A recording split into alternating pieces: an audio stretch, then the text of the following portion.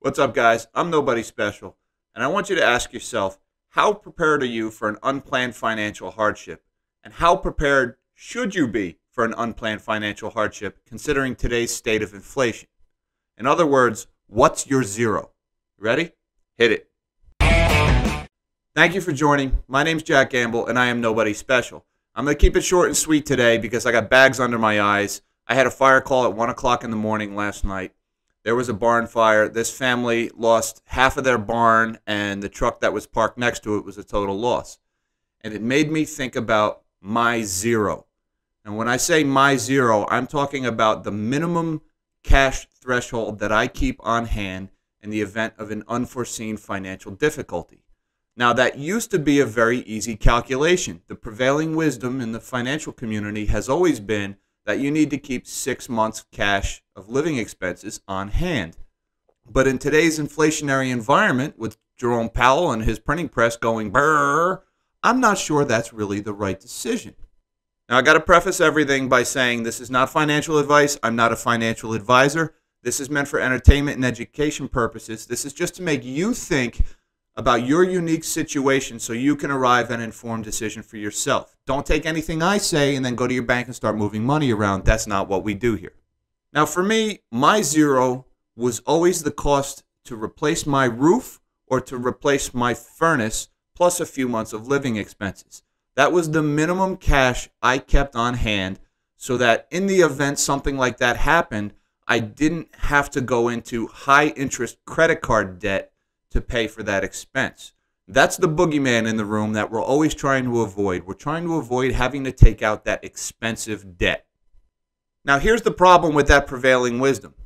Right now, inflation is about 5%. At least that's the CPI number that the Federal Reserve tells us.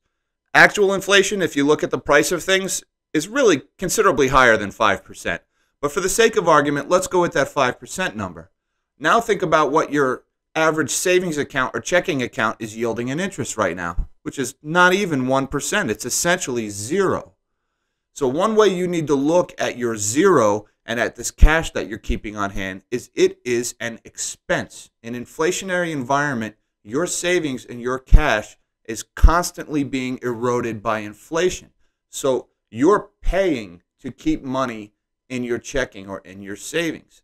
You're taking a haircut from inflation, and you need to be thinking about how much of that haircut you're willing to absorb versus how much risk you're willing to take by not having cash on hand, and then think about where is that happy medium. Now, I used to subscribe to the 6 months cash living expenses. That was an easy round number, but ever since Jerome Powell turned on his printing press in the early part of last year from the pandemic, that's not really the case for me. So over the course of the last year, I've taken the calculated risk to reduce my cash holdings. What I did was, first off, I reduced my cash from 6 months down to 2 months. And the remaining 4 months, I put into physical gold and silver and Bitcoin. Now, I know what you're saying.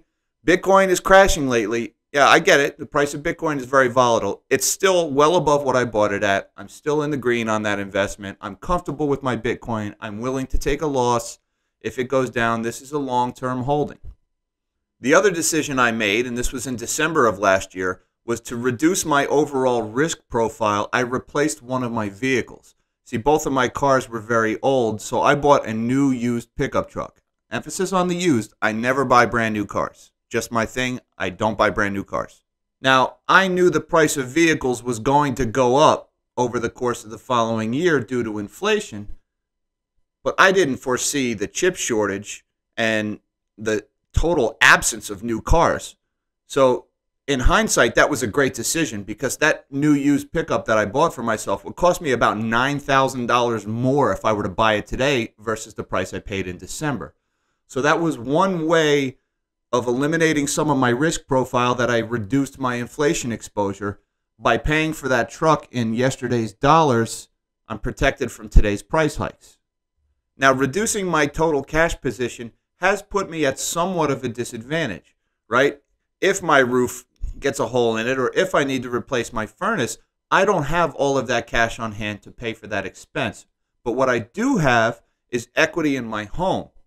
And in an inflationary environment, a home equity loan is a lower interest rate than the rate of inflation.